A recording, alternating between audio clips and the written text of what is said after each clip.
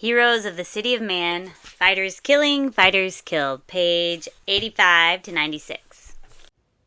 According to the myths, the Trojan War broke out as a result of a beauty contest among three goddesses, Hera, Athena, and Aphrodite. During the wedding of Peleus and Thetis, the parents of Achilles, Ares, Strife, threw a golden apple among the guests, bearing the label, "For the fairest." Each goddess claimed it, and Zeus refused to pass judgment. Instead, he allowed Hermes to take the goddess to Mount Ida, where Paris, a handsome prince of Troy, was asked to decide.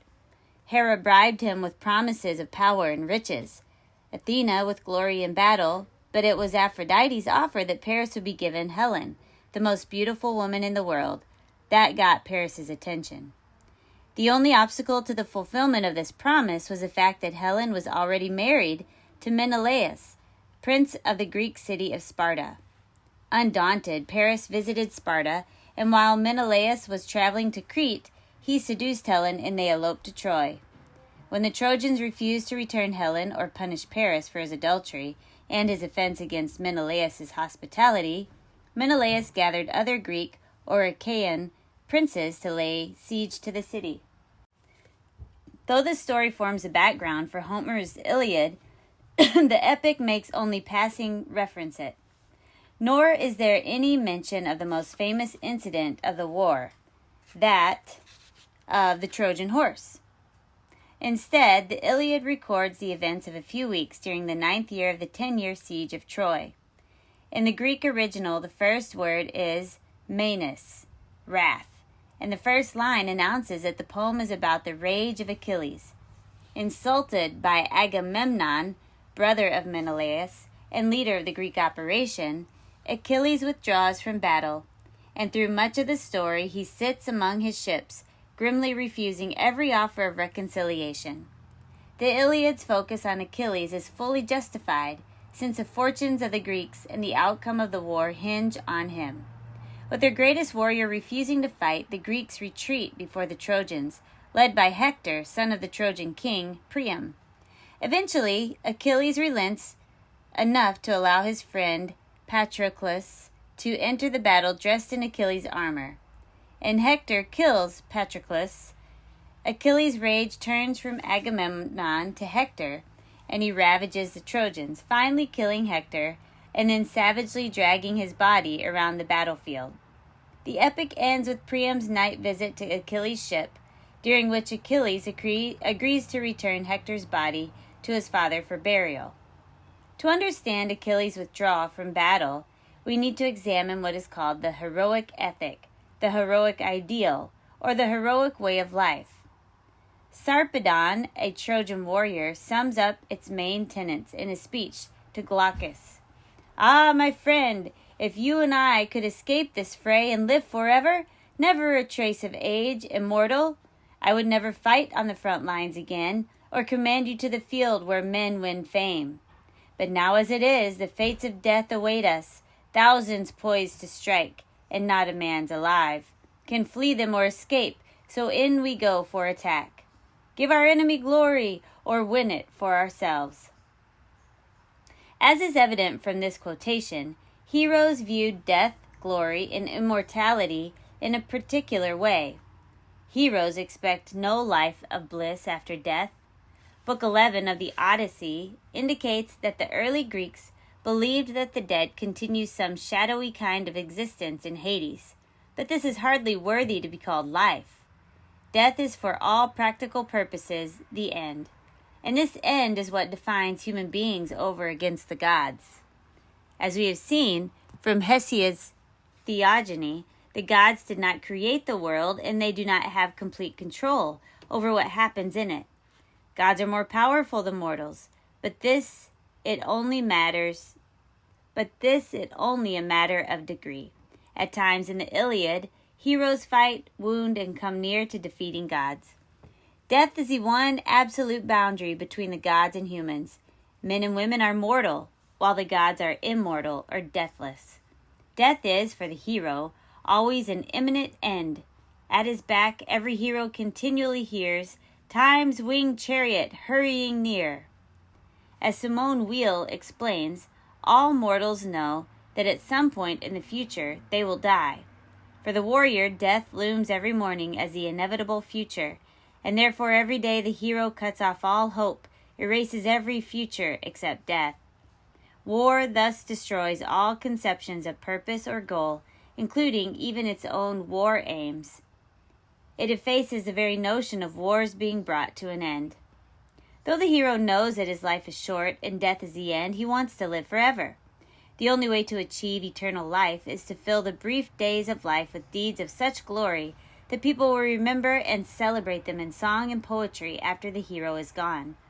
Thus the Greek word kleos refers both to a hero's reputation for glory and to the songs poets sing about him. Living and dying with glory, the hero is no longer a mere man, but has become eternal like the deathless gods.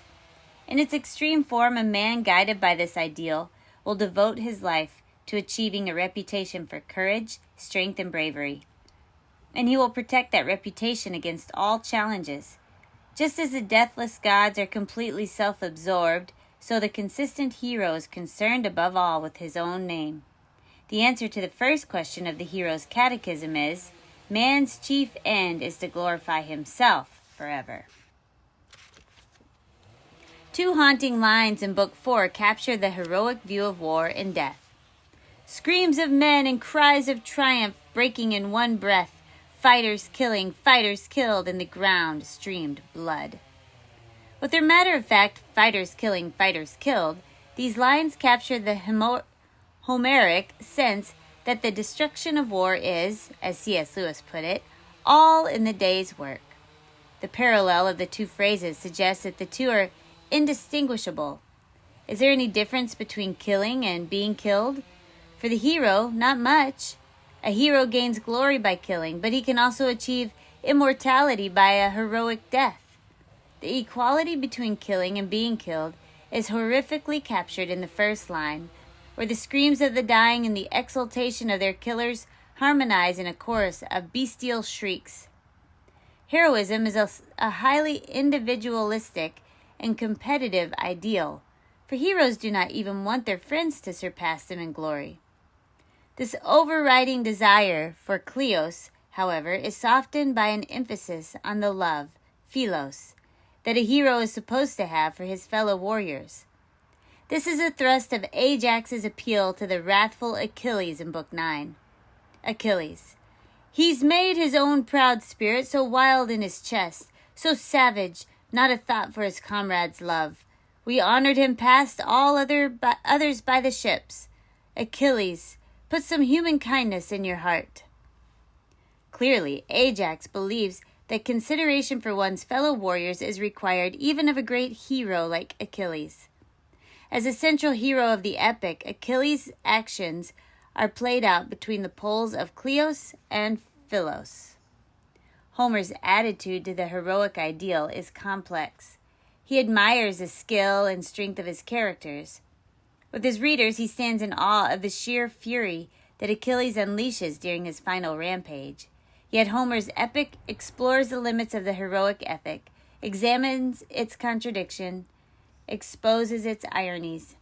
Homer's presentation of the heroic ideal is made complex by the figure of Hector. Hector is not a wholly different animal from Achilles. Like his Greek counterpart, he seeks to enhance and protect his heroic reputation, and he speaks a number of times of the shame, Greek eidos, he would feel if he were to abandon the fight. More than Achilles, however, Hector's heroism has a social and political dimension. As a prince and the greatest of the Trojan warriors, Hector is fighting not so much for personal glory as to protect a city full of women, children, and old men. His eidos, shame, is connected not only with protecting his reputation, but also with his recognition of his place in the city and the obligations that this position places on him. Since Hector is who Hector is, it would be shameful for him to act the coward. As Seth Sheen points out, true eidos includes compassion toward the weak and helpless. For both Hector and Achilles, heroism imposes a tragic choice. For Achilles, as we shall see, whether he chooses glory or love, he will die. Hector's heroic dilemma is colored in a shade different from that of Achilles, but is no less tragic. Hector's Philos is never in doubt. Instead, he is caught in the tension between these two dimensions of Eidos, a choice sharply posed in his final battle with Achilles. Hector has to choose between the appeals of his parents and wife, his obligation to the helpless who huddle within the city walls, and his heroic fear of shame, of losing reputation. Choosing either of them leads to his loss of both. To retreat behind the walls means that he will not be fighting to defend the city. But if he stands to fight Achilles, he will die and leave Troy without a protector. Hector and Achilles can avoid disastrous consequences only by renouncing heroism entirely. Neither is willing to do that.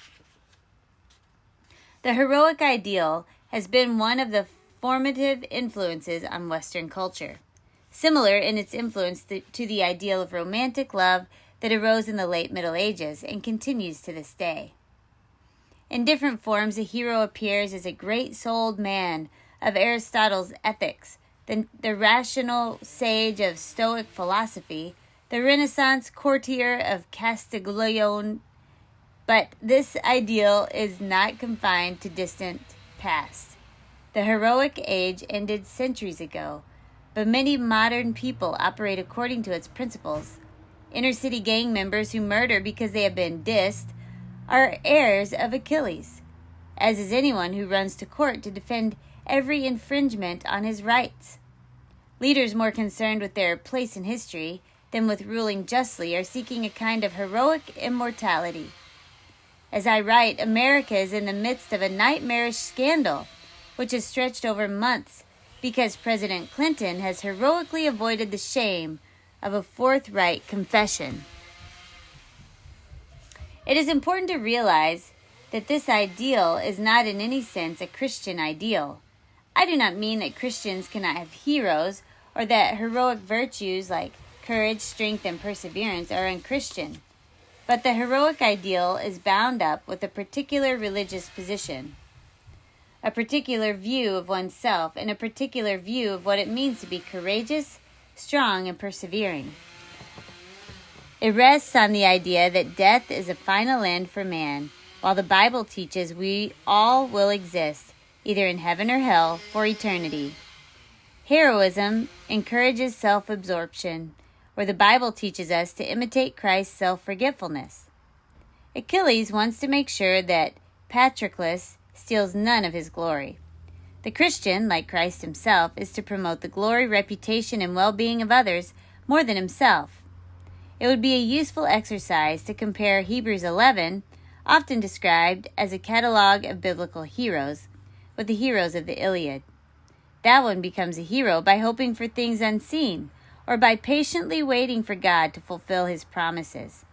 This would be nonsense to a Greek hero, but patience, obedience, and hope are the essence of biblical heroism. Much of the book of Jeremiah is an attack on the heroic mentality of Jews living at the end of the kingdom of Judah. Jeremiah insisted that the Lord had given the world into the hands of Nebuchadnezzar. To resist Nebuchadnezzar's conquest of Jerusalem and Judah was to resist God. One after another, Judah's kings rejected Jeremiah's counsel and refused to accept the humiliation of defeat and subjection. And Judah was eventually crushed by Babylonian armies. Jeremiah confronts us with this challenging lesson. Obedience to God sometimes demands giving up not only one's honor, but even the political independence of one's homeland. Had Jeremiah been seated on the walls of Troy as Hector waited for his final battle with Achilles, the prophet would have urged him to return to the city and lock the gate tight. During Jesus' lifetime, some compared him to Jeremiah. Like the prophet, Jesus battled Jews who wanted to resist the Gentiles, Romans in this case, with Homeric heroism. Not only the zealots who raised militias to fight the Romans, but even the Pharisees were resistant to the presence of unclean Gentiles in the Holy Land. Jesus' instructions in the Sermon on the Mount assume this context. Jesus is teaching his disciples how to live peacefully as a subject people and warning them not to resist.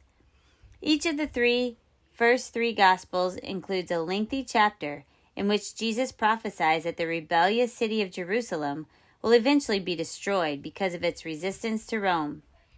Heroic concern for honor is, the Bible clearly shows, disastrous both for the hero and for his city. Greek heroes need war to achieve immortality, and the Iliad is one of the great literary accounts of war. As with the heroic ideal, Homer's attitude toward war and toward the Trojan War, in particular, is complex. No one in the story has a modern attitude that war is a waste. They accept it as a matter of course, as nothing more than fighters killing, fighters killed. Yet Homer recognizes the costs and brutalities of war, which he depicts in excruciating detail. The Old Testament is full of war stories, but nowhere in Scripture do we find the kind of graphic descriptions of violent death that fill page after page of the Iliad. And Homer is aware of the suffering that war causes, especially to women and children who lose husbands and fathers. Yet Homer ingenuously shows us another side to war, one that we often are unwilling to admit. Its attractiveness, its severe beauties, its thrills. He frequently compares killing and risking death to the excitements of fishing, hunting, and other sports. Even if Homer did not love war, he powerfully shows us why many do. C.S. Lewis said that beneath the surface of Homer's worldview is not so much sadness as despair, especially despair that the world will ever be different. This despair is inevitable, considering the religious viewpoint of the ancient Greeks. Warfare, after all, not only dominates earth, it rumbles through the heavens as well. Gods and goddesses incited the war from the beginning, and throughout they take sides in battle and keep the war going. Hera and Athena, offended by Paris' preference for Aphrodite, join sides with the Greeks against the Trojans, and Poseidon is also pro-Greek. With Apollo, Aphrodite defends Troy, and especially her favorite, Paris. Zeus is somewhat more even-handed, sometimes supporting the Trojans, but throughout much of the epic arranging all things to promote the glory of Achilles. Gods often play a direct role in the battle, causing random incidents. When an arrow falls short of its target, it is because a god has intervened, and when the tide of battle turns inexplicably, it is because the gods are stirring up one side. Gods kindle human desires and passions, whether for love or for battle. They are the source of all that is irrational and unexplained. The irrationality of the gods goes to their moral character as well. Zeus is considered the embodiment of wisdom, but he exhibits no ethical consistency. An incessant adulterer, Zeus fathers children randomly with goddesses and humans, a fact that mythologically captures Zeus's fundamental unreliability. How can mortals trust him when he constantly cheats on Hera? Yet the heroes seem not to notice the fickleness of the gods. In the flush of a day's victory, each side mistakenly assumes that tomorrow will again be a day of victory. At the beginning of the story, the advancing Greeks refuse to accept terms of peace, certain that Troy is ready to fall. When a few days later Hector advances into the Greek camp, he assumes the gods are with him and refuses to return to the city as night falls. On the following day, Patroclus, dressed in Achilles' armor, is on the field and pushes the Trojans back to their walls. Heroes, in Wheel's words, forget to treat victory as a transitory thing. Or, to say the same thing, they forget that the gods cannot be trusted. In the midst of the warfare that clamors through heaven and earth, the city is a preserve of comparative peace. Homer's poem is organized around the contrasting spaces of the city and the war camp. The world of the city is a complex and highly developed one. Within its walls are all sorts and conditions of humanity. Women, the elderly and children, workmen, slaves, and sometimes warriors. As Hector walks through Priam's palace in Book 6, we get a brief glimpse of the refined beauties of Trojan life, now threatened by the Greek siege. Across the battlefield, the Greeks camp among their ships and erect a makeshift trench and wall to protect themselves from the Trojans. Superficially, like the walled city, the camp has few of the features of city life. No women, other than war brides, who are more like objects. No children, few elders, no art or architecture. Most of the men of the camp are young, strong, aristocratic heroes. Between these two sites is the no man's land of the battlefield, the place where men fight for glory, where the city struggles against the camp. Homer's poem presents the city and its chief protector, Hector, in a positive light, but the doom of Troy broods over the whole poem. In a world of heroes, the city is a temporary holdout against the chaos of continual war. The Trojans will be defeated on the field. Troy's high and windy walls will fall. Its homes and palace will burn. City will be absorbed by camp, as all of Troy's women are taken as war brides. Like victory in war, the city is a vapor. Large sections of the Iliad are devoted to fairly repetitive and often grisly descriptions of battle, and it is easy to feel that it is a disorganized poem. In part, both the repetition and the apparent chaos are deliberate literary devices. War scenes are greatly expanded to give the reader a sense of the tremendous scale of battle instead of describing many years of war. Homer composed intense and lengthy descriptions of a few days of the conflict. The chaos of the text mimics the chaos of war, in which screams of triumph and death can hardly be distinguished. Homer's battle scenes are not, however, realistic. They are more like a series of duels in a real battle. Heroes frequently exchange taunts or reviews their family histories before getting down to business. Here again, the heroic ethic is in the background. One cannot become a hero by sending infantry into battle or by pushing the red button that launches ICBMs. Heroic warfare has to be man to man. Despite the apparent chaos, a number of devices help to unify the epic. First, a chiastic arrangement structures the whole poem, beginning with a quarrel and ending with a reconciliation scene. A glance at the connections between books 1 through 3 and 22 through 24 fills out the picture. Further, Cedric Whitman has shown that Book 24 reverses the arrangement of Book 1. Books 1 through 3 and 22 through 24 thus function like contrasting bookends to hold the rest of the epic together. Whitman explains that the chronology of Book 24 reverses that of Book 1. Book 1 has first the day of Chryses' appeal, followed by 9 days of plague, the day of the council and quarrel, and finally a 12-day gap till the gods return to Olympus. Book 24 begins with a 12-day period during which the gods grow steadily more disgusted with Achilles' excesses, followed by the day on which Iris rouses Priam to go to the Greek camp. 9 days are then devoted to gathering wood for Hector's pyre, and on the 10th day he is buried. Thus the day scheme for Book 1 is 1-9-1-12. Book 24 reverses this chronology, 12-1-9-1. By examining the sequence of days, Whitman has arrived at a more comprehensive, concentric arrangement. Importantly, in Whitman's arrangement, the embassy of Odysseus, Ajax, and Phoenix to Achilles takes a central position, and we shall see that it is in several senses a turning point of the action. At a number of points we will return to this scheme, since comparison of the related books is often illuminating.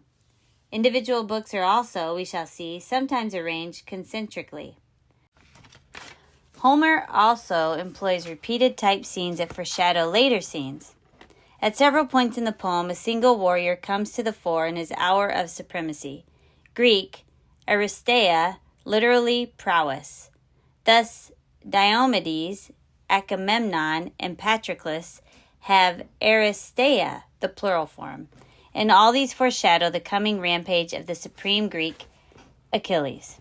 As in a musical composition, a theme is introduced, followed by a series of variations that come to a crescendo, da-da-da-da, followed by da-da-da-da, and da-da-da-da, and finally, with the appearance of Achilles, da-da-da-da! Similarly, duels between Menelaus and Paris, Book 3, and between Ajax and Hector, Book 4, foreshadow the climactic duel between Hector and Achilles, Book 22. Hector's death has been foreshadowed by two other important death scenes, those of Patroclus and the Trojan Sarpedon, and the deaths of Patroclus and Hector seal Achilles' own, though the latter is not recorded in the poem.